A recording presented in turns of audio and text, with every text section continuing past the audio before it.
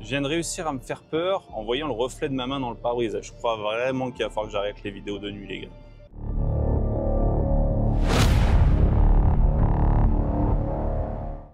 Salut à tous, j'espère que vous allez bien. Dans cette vidéo, j'ai décidé de me confier à vous. Il y a beaucoup de youtubeurs qui s'inventent une vie sur YouTube.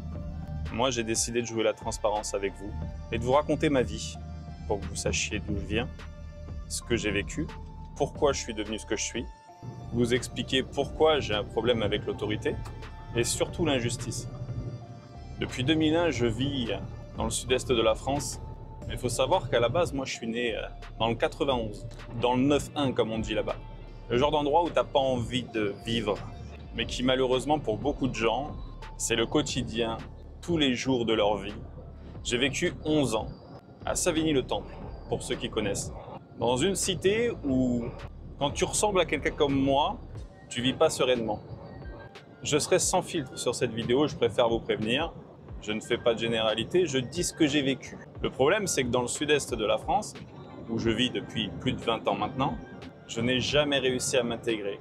Pourquoi? Parce que, par exemple, eux, quand ils avaient 12-13 ans, ils allaient avec leurs copains jouer au parc, ils avaient des repas de famille, ils vivaient une vie tout à fait normale. Moi, je voyais des mecs canner dans la rue, en pleine journée. Je me rappellerai toujours d'une scène très traumatisante. J'étais dans la Citroën BX de mon beau-père, en pleine journée, avec mon frère et ma mère. Et d'un coup, sur le trottoir, il y avait deux mecs qui étaient en train, avec une serviette autour du cou d'un autre homme, en train de tirer très fort. Ma mère a été choquée, et moi aussi, et je pense que d'ailleurs on l'a tous été. Je me rappelle voir ma mère dire à mon beau-père « fais quelque chose ». Et la seule chose qu'il a faite, et je pense que c'est la meilleure chose à faire dans ces cas-là, c'est d'accélérer et de partir. Donc disons qu'en termes de compatibilité avec les gens de province, j'ai toujours eu du mal. En plus, j'arrive de banlieue parisienne, dans une région qui aime beaucoup le foot, à 1 heure de Marseille et de son super stade Vélodrome. Donc autant vous dire que le Parigot tête de veau, j'en ai bouffé pendant quelques années. Mais bon, c'est pas grave, ces gens-là se croient malins. Mais grâce à eux, je suis devenu particulier, disons. Un jour, avant qu'on arrive dans le sud de la France, il s'est passé un fait divers dans ma tour. Il y a un père de famille qui a voulu récupérer le vélo de son fils, qui s'était fait voler. Ce pauvre papa n'est plus là pour en parler, c'était passé aux informations. Eh oui, on vit dans un pays malheureusement où une partie de la population est complètement folle. Mais c'est comme ça. En attendant, c'est ce qui explique une partie de ma personnalité d'aujourd'hui. Et honnêtement, j'en suis fier. Parce que ça m'a rendu plus fort. Les gens comme moi, en général dans la vie, ils n'ont pas 36 000 options. C'est soit ils tournent mal, soit ils tournent plus du tout si vous voyez ce que je veux dire, soit ils ont envie de s'en sortir. Et moi, toutes ces difficultés que j'ai vécues dans ma vie m'ont donné envie de m'en sortir. Il faut savoir que mon père m'a abandonné à la naissance quand j'avais 6 mois. En même temps, moi qui suis papa aujourd'hui, quand je vois le boulot que c'est d'avoir un petit garçon, bah lui, il n'a pas eu de chance parce qu'il en a eu 2 d'un coup. J'ai un frère jumeau et visiblement, ça lui a fait peur et il n'a pas tenu longtemps. Moi, aujourd'hui, quand j'appelle mon fils, je l'appelle mon trésor, mon fils, mon cœur. Quand il m'énerve, mon petit schtroumpf. Moi, mon beau-père, il a passé une bonne partie de sa vie à m'appeler mouche à merde. Voilà dans quoi j'ai grandi, dans quelle ambiance j'ai grandi. Disons que jusqu'à l'adolescence, il n'avait aucune raison de nous appeler comme ça. Parce que bien sûr, on était 2 mouches à merde. Mais tu peux pas parler comme ça à des enfants, c'est pas normal. Ce qui fait qu'aujourd'hui, je suis d'une certaine façon pas normal. J'ai grandi avec cette violence, et mon frère aussi. Pour en revenir à ce pauvre père de famille qui s'est fait, voilà, qui repose en paix aujourd'hui, et depuis quelques années maintenant, ça a été un élément déclencheur de notre départ dans le sud de la France. On a littéralement fui l'endroit où on vivait. J'ai pas beaucoup d'atomes crochus avec mon beau-père, mais s'il y a bien un service qui nous a bien rendu à cette période de notre vie, c'est de nous avoir fait quitter la banlieue parisienne. Parce que je vous garantis que la jungle à côté, c'est un paradis sur terre. On parle souvent des animaux, mais l'être humain, là où j'ai grandi, est pire qu'un animal. Donc ça, plus le fait que bien sûr, alors on avait un parking souterrain, et bien sûr c'était nos voitures qui cramaient et pas les autres. un ras-le-bol s'est installé et mon beau-père étant routier, à l'époque, pour ceux qui connaissent, c'était chez Transport Guinel, transport de meubles dans toute la France. Ça, je vous le raconterai dans une autre vidéo, comment je suis arrivé dans le transport. Parce que malgré toutes les merdes qu'il m'a fait, il m'a quand même apporté l'amour de ce métier. D'ailleurs, il doit être dégoûté aujourd'hui parce que ces deux mouches à merde ont suivi d'une certaine façon ses traces, alors que son fils biologique, pas du tout. En 2001, quand on est arrivé dans le sud de la France, on s'est retrouvé seul. Ça a été ma première fois parce que c'est quelque chose que j'ai revécu en 2024 quand je suis allé vivre au Canada. Disons que je suis habitué à me retrouver seul. Donc en 2001, quand on est arrivé dans le sud de la France, on est passé d'une cité HLM pourrie dans le 77 à une résidence à la Desperate Housewives dans le sud-est de la France, avec vue sur les vignes. Autant vous dire que ça change des carcasses brûlées. Une nouvelle vie nous attendait, tout pour être heureux. Mais le problème, c'est que l'isolement a eu un effet sur nous. Parce que quand tu passes d'une vie parisienne à une vie en province, seul, isolé, il faut savoir qu'en province, dans le sud-est de la France, si t'es pas d'ici, bon courage pour te faire des vrais amis. Et on n'a pas été épargnés, parce que ce soit ma mère ou nous, on n'a pour ainsi dire jamais réussi à créer de vraies relations. Ou alors, si, mais ça durait quelques années, ça se pétait toujours la gueule, parce que c'est beaucoup par intérêt, il y a beaucoup de gens faux dans le sud, dans le sud-est. Attention, je parle de mon expérience. Ceux qui veulent dire « Ah, mais il n'y a pas que là-bas », ok, en attendant, moi, votre là-bas, j'y ai pas vécu, je parle de mon expérience. Je sais que cette vidéo va intéresser les personnes qui m'apprécient, et il y en a d'autres qui seront là juste parce qu'ils n'ont rien d'autre à foutre et qu'ils ont envie de, par curiosité, me connaître un peu plus en détail et laisser des commentaires négatifs sans dire bonjour, sans rien. Ne vous inquiétez pas les gars, je commence à être habitué à vous. Mais en attendant, pour tous ceux qui m'aiment bien, ça me fait plaisir de vous raconter et de vous partager mon histoire. Donc l'isolement, parfois ça peut créer de la violence. Et le problème, c'est ce qui nous est un petit peu arrivé. Beau-père partait toute la semaine. Ma mère est passée d'une vie parisienne avec plein d'amis à plus personne. Elle en a beaucoup souffert, encore aujourd'hui. Et nous, en parlant de mon frère et moi, on a commencé à rentrer dans l'adolescence.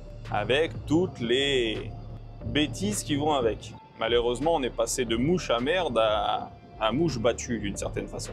On en a pris plein la gueule.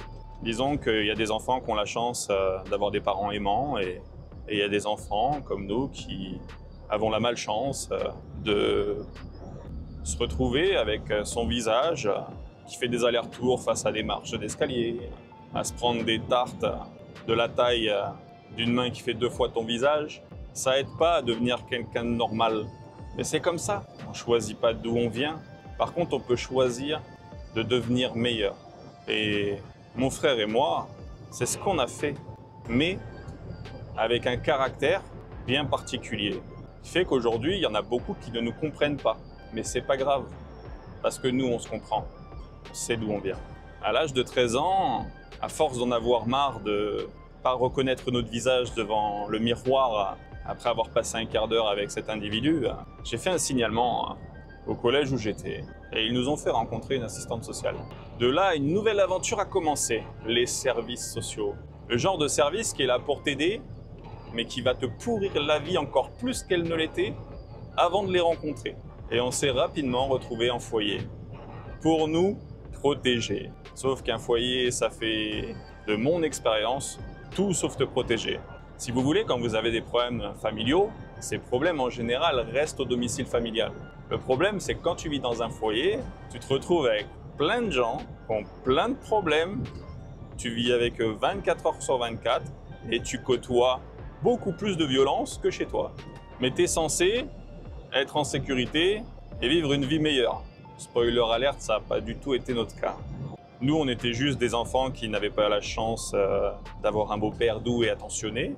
On s'est retrouvés avec des voleurs, avec des gens qui ont été abusés, d'autres enfants battus, des gens qui ne parlent pas français.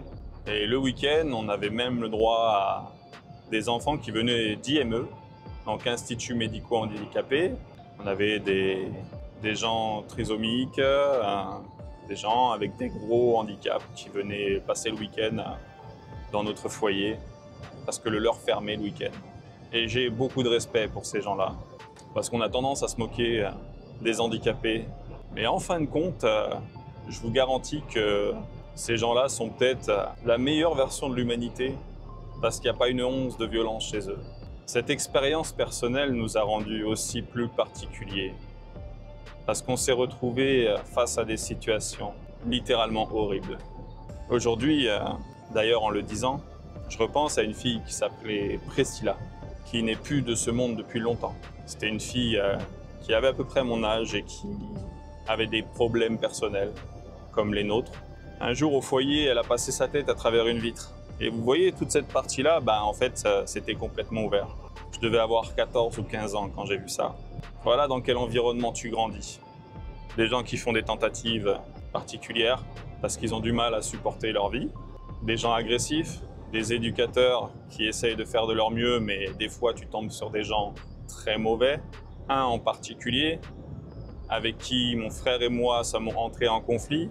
Le problème, c'est que ce mec-là faisait 2 mètres et 150 kilos et que nous, on n'avait pas encore nos gabarits d'aujourd'hui et ça a fini par en venir aux mains, sauf qu'il nous a défoncés. Et vous voulez rigoler? Le plus drôle, c'est que c'est nous qui avons été exclus du foyer pour se retrouver dans un autre foyer. Ce mec-là n'a jamais été inquiété. C'était nous les méchants et lui le gentil parce que lui, c'était l'éducateur. Vous savez, c'est un peu comme avec les forces de l'ordre. C'est toujours l'autorité qui a raison, alors que pas toujours dans la vraie vie. Mais c'est comme ça. Nous, on était les jeunes en difficulté et lui, c'était l'éducateur bienveillant. D'ailleurs, quand c'est arrivé, on s'est retrouvés dans un foyer d'urgence, ils appelaient ça à l'époque, où des éducateurs connaissaient l'éducateur dont on parlait, celui qui nous avait maltraités. Et ce monsieur avait une lourde réputation d'éducateur très violent. Mais il continue à travailler. Je ne sais pas ce qu'il est devenu aujourd'hui, mais je l'ai recroisé une fois et je vous garantis que c'était très difficile de rester calme. Parce que là, j'avais plus de la vingtaine et j'avais qu'une envie, c'était de lui sauter dessus. Mais c'est pas grave. Ça rappelle à quel point il y a toujours plus fort que nous sur Terre. Et bon, quand le gars il a 40 piges et qu'il s'en prend à des gamins de 14-15 ans, c'est la facilité. Donc dans ce genre de foyer, voilà ce que tu vis. C'est censé améliorer ton quotidien, mais comme vous l'avez compris, c'est pas du tout le cas. Des fois, le week-end, je rentrais à la maison, quand ça se passait bien.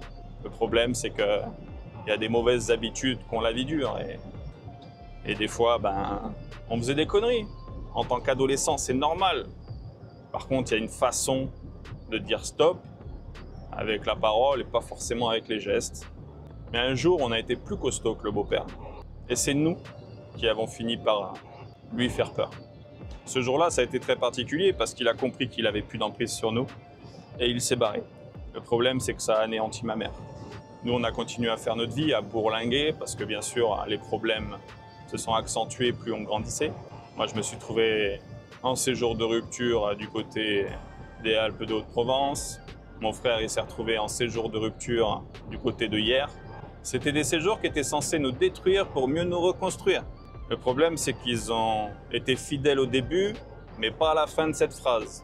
Mon frère s'est retrouvé avec des mecs qui prenaient des bouteilles de déodorant, qui les vidaient de leur parfum et une fois qu'il n'y avait plus que du gaz, ils prenaient une chaussette et ils s'amusaient à faire des choses bizarres avec. Il s'est retrouvé avec des éducateurs violents, encore plus violents d'ailleurs, parce que dans ce genre de séjour de rupture, il y a des enfants en très grande difficulté. Moi, je me suis retrouvé avec des éducateurs qui n'hésitaient pas à se comporter comme mon beau-père avec moi. Parce que bien sûr, tu rentres dans la colère quand tu vis tous ces genres de choses et les éducateurs, au lieu de te contenir, il y en a, c'était violent. Des fois, dans les foyers, il y a des gens qui ont grandi dans des cités, qui servent pas à grand-chose. Et les gars, ils se retrouvent dans des services sociaux alors qu'ils n'ont pas du tout leur place là-dedans. C'est une réalité. Donc tout ça m'a rendu assez agressif, assez intolérant à cette hypothétique société dans laquelle on vit avec des règles ou le pays des bisounours pour monsieur et madame tout le monde. Alors que la réalité de la vie, c'est tout sauf ça. C'est pour ça que je suis devenu ce que je suis aujourd'hui. Mais vous voulez que je vous dise, j'en suis fier. Parce que déjà, je me bats chaque jour de ma vie pour être quelqu'un de bon, pour être quelqu'un qui se fait respecter et apporter de la bienveillance autour de moi. C'est pour ça que j'ai créé ma chaîne. Apporter un peu de réalité dans ce monde de fiction, là où tout le monde s'invente une vie, où tout est beau, tout est rose, ça n'existe pas. Le problème, c'est que j'ai choisi un des rares métiers où, pareil, le respect, c'est très rare. Mais je l'aime, ce métier. Parce que quand j'étais gosse, et que j'avais mes difficultés, quand je me faisais virer du collège, ma punition c'était de partir avec le beau-père dans le camion. Et vous voulez que je vous dise, c'était un des rares moments de ma vie avec lui où il était gentil et où je voyais des bons gars au travail. On partait toute la semaine, on dormait à l'hôtel, on bouffait au resto. L'ancienne vie de routier, quoi. Grâce à lui, j'ai un métier que j'aime aujourd'hui, qui m'a fait vivre des expériences incroyables jusqu'en Amérique du Nord. Et il nous a fait quitter cette banlieue parisienne de merde, où, comme le dit Jamel Debbouze, il y a des fois quelques blancs, mais ils sortent que la nuit. Parce que c'est drôle de se marrer des pauvres gens qui vivent de grosses difficultés. Alors attention, encore une fois, je ne fais pas de généralité, mais là où j'ai vécu, c'était comme ça. Et s'il y en a qui ne sont pas contents, désolé pour vous. Pour certains, je suis quelqu'un de pas net, mais je pense que pour ceux qui ont regardé cette vidéo jusqu'à maintenant, vous comprenez un peu plus pourquoi je suis différent. Je suis net, mais différent. Un peu chelou, et ça ne veut pas dire que je suis quelqu'un de mauvais. Ça veut juste dire que je suis quelqu'un qui a vécu des difficultés. Malheureusement, ces difficultés ont forgé mon caractère, et aujourd'hui, je suis comme ça. Mais je suis fier de l'homme que je suis, et j'estime être quelqu'un de bien. Et ceux qui me connaissent savent que je suis quelqu'un de bien. Après, j'ai remarqué dans ma vie que je faisais partie des gens, soit on déteste, soit on adore. En général, dans la vie, c'est soit on m'adore, soit on me déteste. Il n'y a pas de juste milieu. C'est comme ça. À nos 17 ans, il s'est passé quelque chose de très grave dans notre famille qui fait qu'avec mon frère, on s'est retrouvés à la rue. Sachant que pendant la période foyer, il y a eu quelques fugues, quelques difficultés qui nous ont déjà fait dormir dehors. Donc on savait ce que c'était de dormir dehors, rater quelques repas. On était habitués à tout ça. Par contre, quand à 17 ans, il y a des flics qui viennent vous dire maintenant que vous êtes tout seul, les gars, bah là tu te démerdes. Heureusement, on s'entendait très bien avec notre voisin qui nous a hébergés jusqu'à notre majorité. Un jour, j'ai postulé à une offre d'emploi pour devenir ASVP. Vous savez, les gentils garçons qui vous mettent des PV au stationnement, c'était mon premier job. Et grâce à ce job, j'ai rencontré quelques adjoints au maire qui m'ont aidé à trouver un logement, à faire plein de choses et aidé à prendre un nouveau départ dans la vie. Mais moi, je voulais être routier. Le problème, c'est que quand tu as 17 ans, que tu es à la rue et qu'après tu arrives à la majorité, que tu n'as pas un centime et que tu arrives à avoir un métier, certes, mais qui paye à peine les factures et pas grand-chose. Il faut savoir que moi, en 2009, quand j'étais à SVP, je touchais 1080 € par mois. J'avais un studio, j'y vivais en coloc avec mon frère. Je vous garantis que l'argent, ça partait très vite et tu faisais pas grand-chose. Mais c'est pas grave, parce que cette fois, on avait un chez nous où il y avait personne pour nous maltraiter. On était majeurs et libres. C'est marrant parce qu'il y a des gens qui ne sont pas du tout habitués à avoir des relations de jumeaux comme nous avons, mon frère et moi. Il faut savoir que mon frère et moi, on ne se touche jamais, on ne se fait jamais la bise. C'est très rare d'avoir des photos de nous depuis l'adolescence. Par contre, il ne faut pas qu'il y en ait un qui ait un problème parce que l'autre, il est là pour le protéger en cas de souci. On est comme ça. On déteste la violence, mais on est prêt à rentrer dedans quand il faut. Comme tout le monde, j'ai envie de dire. Donc, je suis devenu SVP. Ça a duré 13 mois. Si vous voulez, l'adjoint au maire à la sécurité, c'était mon chef. Il m'avait pris sous son aile parce qu'il savait que j'étais un enfant en difficulté, enfin, un jeune adulte en difficulté. Et il a pris soin de moi. Sauf que le problème, c'est que le brigadier chef principal, le super chef de la police municipale, qui était aussi un de mes responsables, me détestait parce que l'adjoint au maire me protégeait. Donc au bout de 13 mois, on va dire que la situation devenait chaude et quand tu arrives dans un endroit, dans un poste de police municipale et que tu t'entends pas avec ton supérieur, bah c'est pas évident quoi. Et un jour, j'ai croisé un collègue qui m'a parlé des titres professionnels sur porteur et j'ai sauté sur l'occasion. Je suis allé voir mon responsable, ma RH à la mairie et je leur ai demandé de me faire une fin de contrat parce qu'il faut savoir quand tu rentres dans une mairie, alors à l'époque en tout cas, mais aujourd'hui je pense que c'est la même chose, il n'y a pas de CDI dans les mairies. Dans les mairies, c'est des titularisations. C'est comme ça que tu deviens fonctionnaire et qu'en théorie, tu as un travail à vie. Tu as la garantie de gagner pas beaucoup d'argent toute ta vie. C'est bien, hein? Moi, ça faisait 13 mois, j'étais toujours en CDD, sachant que je crois qu'à l'époque, il fallait au moins 3 ans de CDD pour être titularisé. Et j'ai passé mon titre professionnel et je suis devenu chauffeur routier. Et ma vie a commencé à changer. J'ai rencontré la mère de mon fils au titre pro. Je suis devenu papa à 22 ans.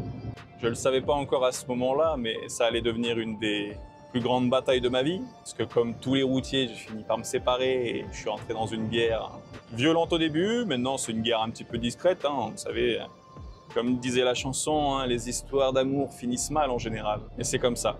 Ça a fait de moi, encore une fois, l'homme que je suis aujourd'hui et je ne le regrette pas. Mon garçon aujourd'hui a 12 ans et j'essaye d'être un bon père. Depuis toujours, hein. Depuis son premier jour. J'étais là le jour de l'accouchement et je serai là jusqu'à la fin. J'ai eu mes moments de faiblesse, comme tous les pères, j'ai envie de dire. Mais en même temps, j'ai pas eu de père. Je sais même pas ce que c'est d'avoir un père. Beaucoup me prennent pour quelqu'un, encore une fois, de différent. Et oui, je le suis. Et j'en suis fier. Et vous voulez que je vous dise, j'ai pas l'intention de changer. Parce que je suis convaincu d'avoir beaucoup de bon sens, d'avoir une base solide de respect vis-à-vis de mon prochain, et que malheureusement, je vis dans un monde où il n'y a pas beaucoup de respect. Donc, entre guillemets, j'ai beaucoup de gens qui me donnent l'occasion de leur rappeler que c'est eux les mauvais, et certainement pas moi. Certains ne disent rien, et moi, j'hésite pas à leur dire. Voilà pourquoi j'ai bourlingué dans le métier. Voilà pourquoi j'ai du mal à rester longtemps quelque part. Mais au fond, je suis convaincu que c'est pas moi le problème. Parce que ce que je cherche, la seule chose que je cherche, c'est le respect. Et ça, comme vous le savez, dans le monde d'aujourd'hui, c'est quasiment inexistant. Et maintenant, vous pouvez dire que vous me connaissez un peu plus intimement. Allez, je vous dis à très vite. Ciao!